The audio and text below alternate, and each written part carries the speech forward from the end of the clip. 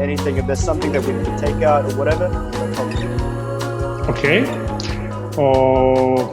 Silvano Brescianini from Italy, Franciacorta, 52 years old, married with 2 kids, winemaker, and partner founder of Barone Pizzini, Franciacorta. We also produce Castelliesi, Verdicchio in Marche, and Sangiovese, Maremma in Tuscany. All organic. Fantastic. And I'm curious, like, so if I'm not wrong, Barone Pizzini was possibly the first Franciacorta producer to go fully organic. Am I right about that? Yes, we began in '98. At that time, no Franciacorta producer was organic. It was a big challenge because, many friends say you will have bad grape, bad quality, but we started in '98 with the first vineyards, and it works. Later, a second vineyard, and in 2001, we started the certification and 100% organic. Wow. And what made you personally decide to, I guess, go against the grain and decide to go fully organic? Probably because I born in a winery, with my grandfather, but I started to work in a different business. I work in a restaurant business. So when we bought the Barone Pizzini from the Barone, together with other partners, the project for me was to open a restaurant in the building, and I did in '94. So it wasn't to make wine initially? No.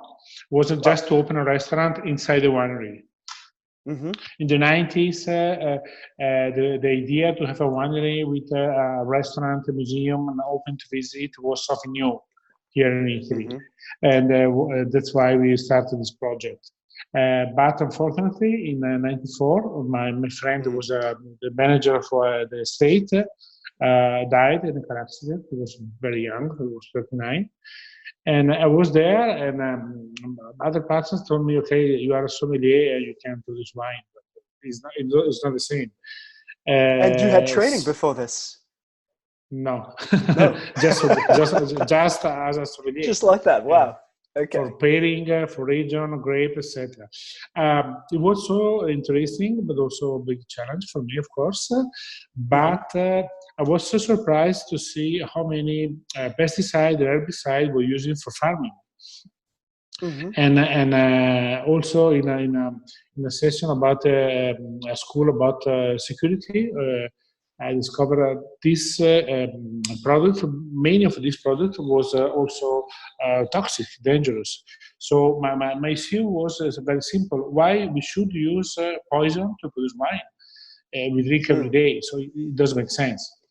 The answer was always, we have to do this because it's not a big problem, there is no alternative, that's the way how it works, until I found an agronomist, who's a good friend of mine now, and also still our agronomist, Luigi Donna. And he told me, yes, we can try to do different, to avoid... And he or she has never done this before? Or does that...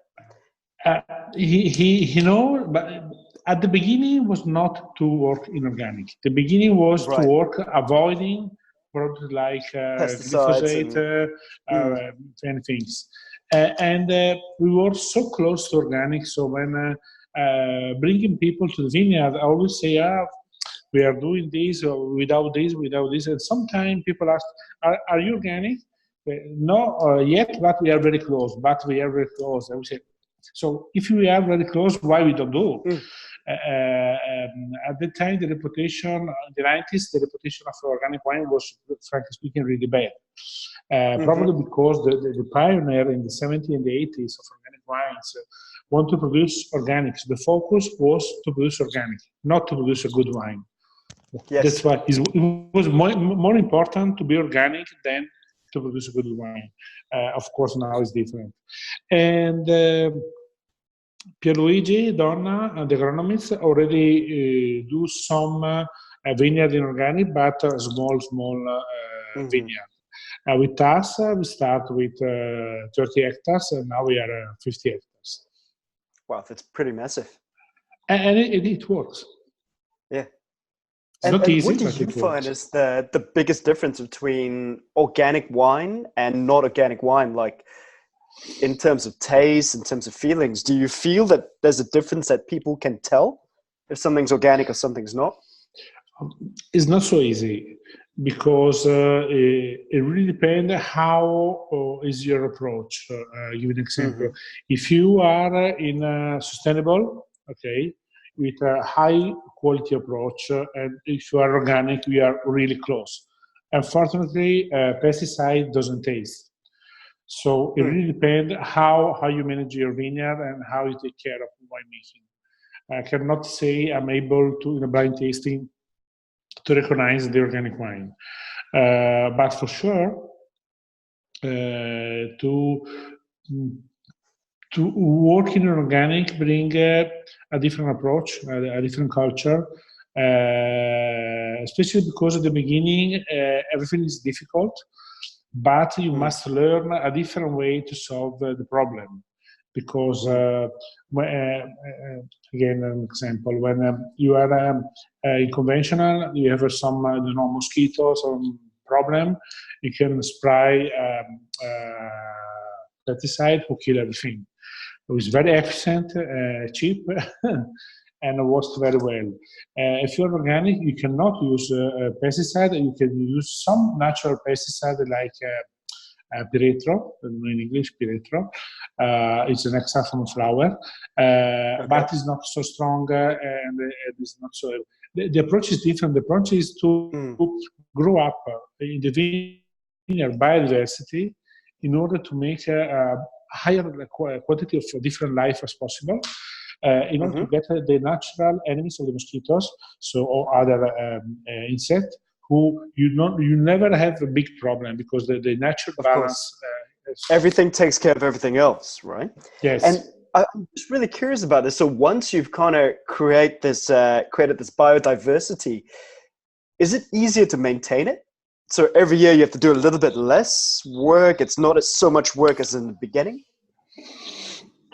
It's not complicated, but it's a different approach. Right. You must learn everything. It's wild. Everything grows naturally. It's your friend.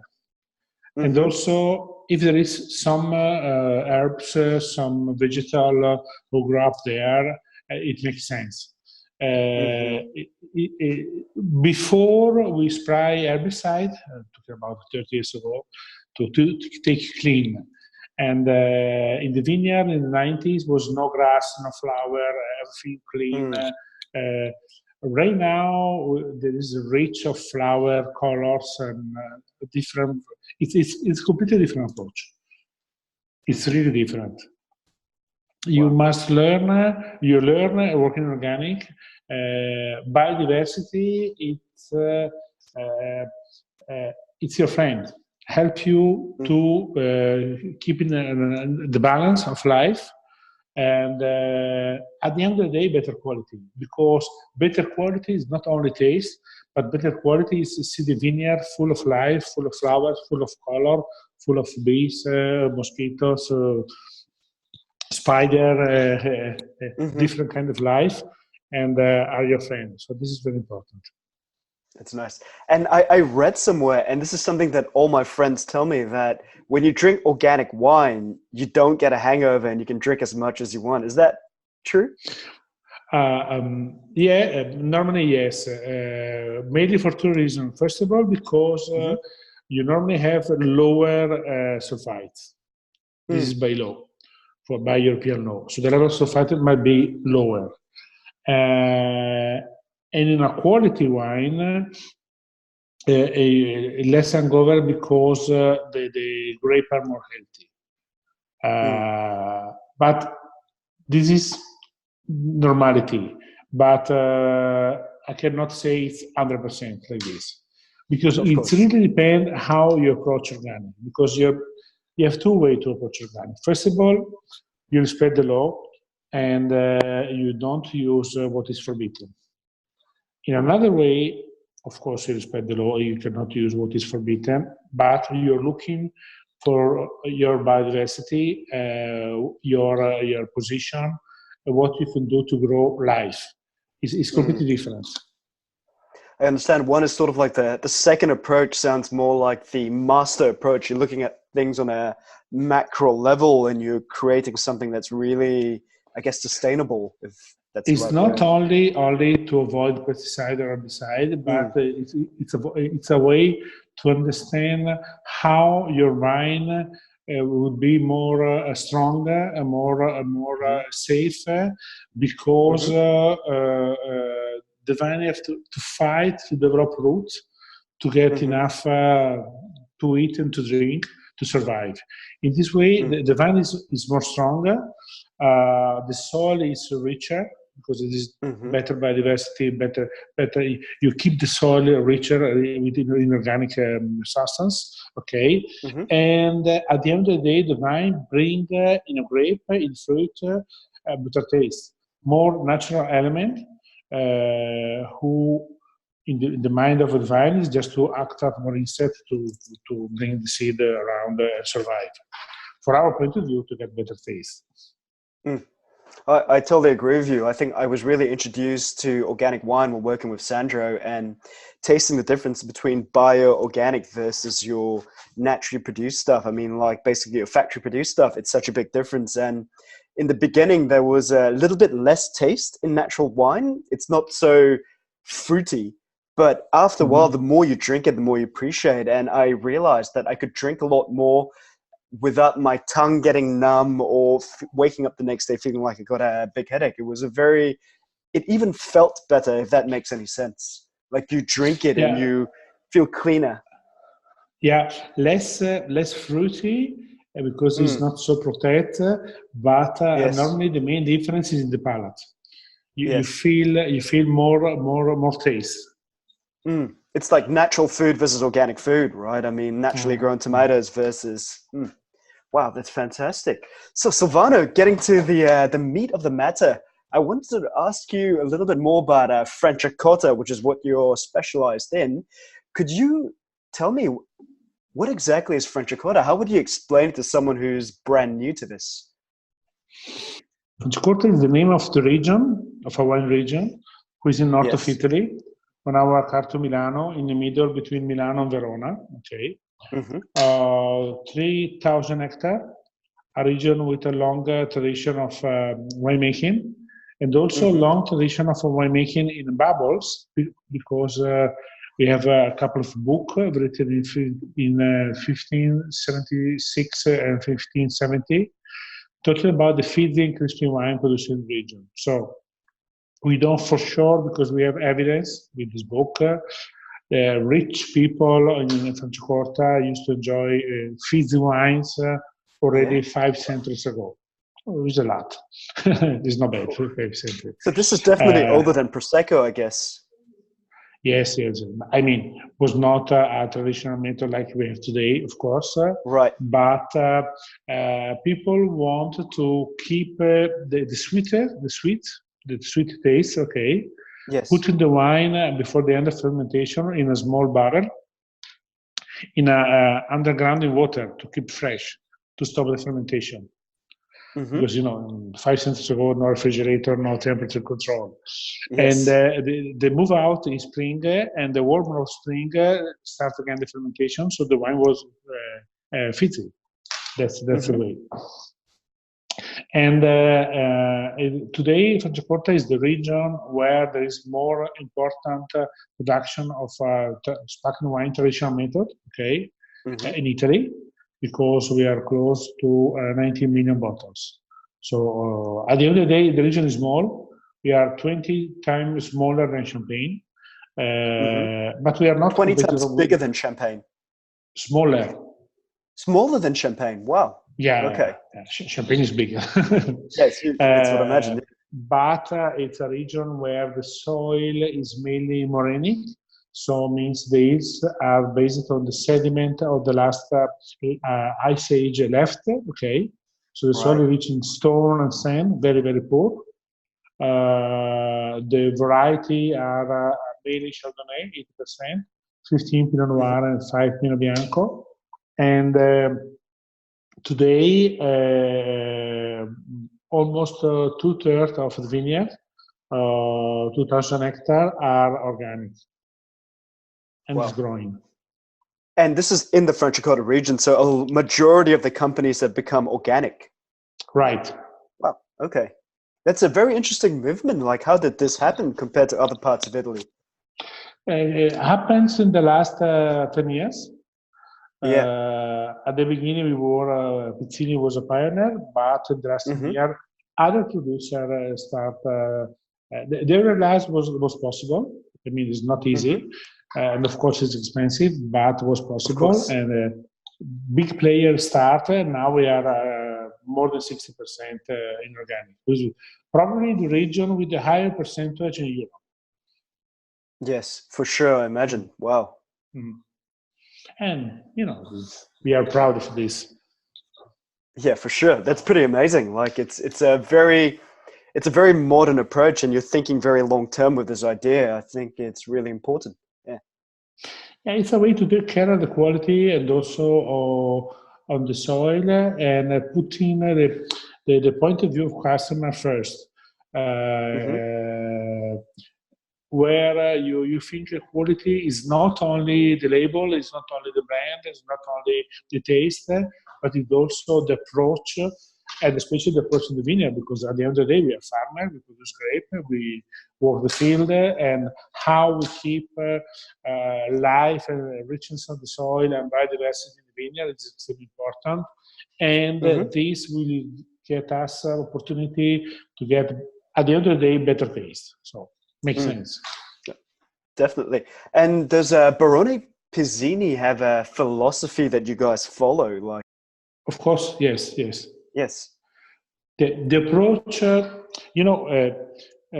approach to sustainability is not only in the vineyard, because when you start, you learn every day something new. You learn also the approach must be also in the winery and everyday work. I give you an example, just to give you an idea. A couple of years ago, the supplier who printed the label send the email, your label will be not ready next week, but we need 3 weeks because it's not ready. I say, why? It's always a problem because you schedule your work and the label is not ready. And he told me, that's because the company who used to produce the ink, they produce the ink in Germany, but now they cannot produce anymore in Europe. They are producing close to Russia, okay? And this make a logistic problem and arrive later. And say, okay, why they cannot produce in Europe? And he told me, because it's toxic. I said, okay. Good to know. And why we shouldn't use a ink with toxic? A toxic label for organic wine. But you don't think about your ink because you think ink is ink. Say, okay, let's change the ink. So that is just to give you an idea on how much is complex the issue. It's about your paper, it's about your ink, it's about your cork, it's about your boxes, it's about your transport. It's a challenge where every day you must be open to think in a different way. A word forbidden here is nobody can say we always do like this because we always do like this, but we are open to do better or to do it in a different way. Yeah, but it's great. You sound like you have a whole... Sorry, please. Yeah, another example in sparkling water, the capsula, to cover the cork, to be luxury must be very, very heavy. Okay, and I could surprise say, well, it's heavy, but at the end of the day, we're talking about aluminium and plastic. can we have a capsula martini, okay, in order to save aluminum and plastic? And he told me, yes, but this is for cheap wine. You produce expensive wine, you cannot use this. He said, I don't care about cheap or expensive. I think we should use less plastic and less aluminum as possible. Makes sense. It's just to cover the court. It doesn't matter. And before we used a material who was 160 micron. Okay, as a texture. Okay. And this is the cap that's covering the cork, right? Yes, yeah. It's just to heat the cork. And then now we use a material who is less than, I think it's 70 or 75 micron. So 60% lower in terms of aluminum and plastic. I mean, that's per bottle, right? I mean, if you look at it per year, per season, it multiplies like exponentially. It's massive. And that's why I say it's a challenge. It's a challenge because there is an aspect you don't think you will discover during the road. But this is interesting. But at the same time, you have to be open and be ready to do something different to find a different solution.